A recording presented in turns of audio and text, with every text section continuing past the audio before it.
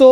جو تحریک عدم اعتماد تھی اس کو ختم کرنے کے لیے ایک درمیانی راستہ نکالنے کی کوشش کی تھی اس وقت کی فوجی قیادت میں، یہ ایک تاثر جو ہے وہ سامنے آ رہا ہے۔ دوسرا اس کے ساتھ ساتھ یہ جو آئندہ حکومت ان کی بننے جا رہی ہے اس حوالے سے کہ ہم مڈ ٹرم الیکشن کی جانب جا سکتے ہیں، جیسے ابھی عیسیٰ نے کہا کہ یہ ان کے لیے سوئسائڈل ہو سکتا ہے، اب یہ جو بیانات دونوں سامنے آئے ہیں، لیکن دوسری جانب کیا آپ سمجھتی ہیں کہ یہ سوئسائڈل ہے یا اپنی اتحادی جماعتوں کو جو ہے یہ ایک میسج دیا جا رہا ہے کہ اگر زیادہ صورتحال خراب کی یا زیادہ پریشر ڈالنے کی کوشش کی تو پھر انتخابات کی طرف جایا جا سکتا ہے، پریشر نہیں لیا جائے گا؟ دیکھیں ایبسولوٹلی نیگوسیشن جو ہے بارگیننگ اس وقت پیک پہ نظر آ رہی ہے۔ ایک طرف آپ کو ایک پارٹی ہے متحدہ قومی موومنٹ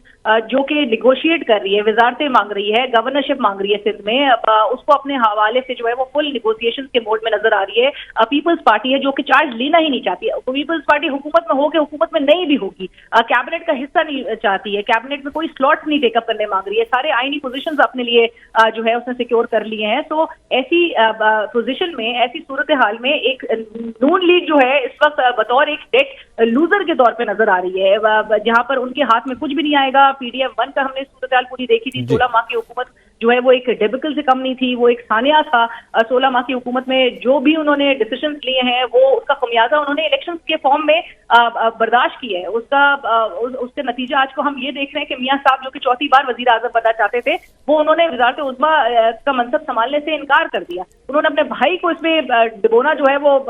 پریفر کیا، لیکن وہ میاں صاحب اب اس کو لیڈ کرتے ہوئے نہیں دکھائی دیں گے کیونکہ ان کو سمپل میجورٹی نہیں ملی۔ اگرچہ انہوں نے اپنی، آپ کو یاد ہوگا اپنی وکٹری اسپیچ میں انہوں نے یہ ضرور کلیم کیا تھا، جس کے حوالے سے آج خواجہ آصف صاحب نے کہا کہ وہ یہ بات ایڈمٹ کرتے ہیں کہ پاکستان تحریک انصاف اس وقت سنگل لارجسٹ پارٹی ہے اس وقت اس ملک میں، ان کے جو کینڈیڈیٹس ہیں وہ اس وقت ایک لیڈنگ بلاک جو ہے نیشنل اسمبلی میں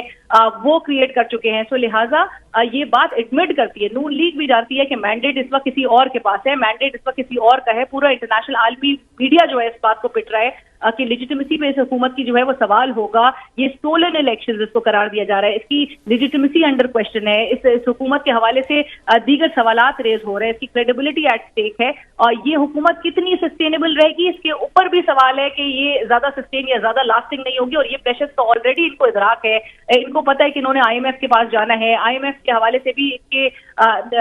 وہ سچویشن ہم پہلے بھی دیکھ چکے ہیں۔ اسحاق ڈار صاحب نے آئی ایم ایف میں جانے سے جب انہوں نے ایک ڈیلے، ایک تاخیر کا وہ معاملہ اختیار کیا، اس کے بھی ہم نے کانسیکوینسز دیکھے۔ نون لیگ کی اپنی اندر سے آوازیں آتی ہیں کہ 2022 میں بھی کوئی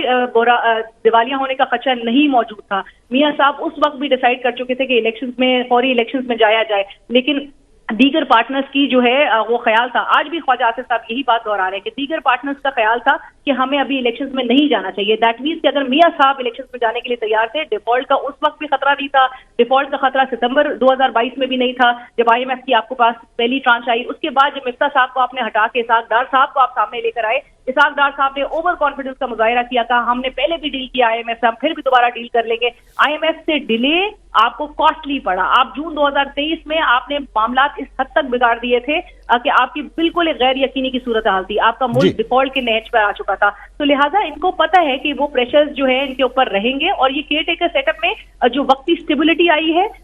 یہ پی ڈی ایم کا جو ایک کولیشن دوبارہ بننے جا رہا ہے، اور یہ پی ڈی ایم 2 کا جس کو نام دیا جا رہا ہے، یہ میرے خیال سے سچویشن کو اور